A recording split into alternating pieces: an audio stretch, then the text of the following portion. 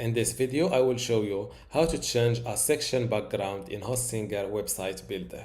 I am now inside the website builder, and this is the section that I want to change its background. First, select the section and click on Edit Section. As you can see, for the background, you can select between a color, an image, or a video. Let's say that I want to pick a color for this section. Just click on section color and you can select it just like that.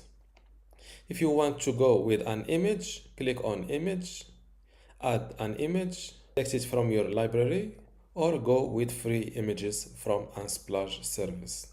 Select your image, click on add to page, and you can play with the overlay opacity of this image.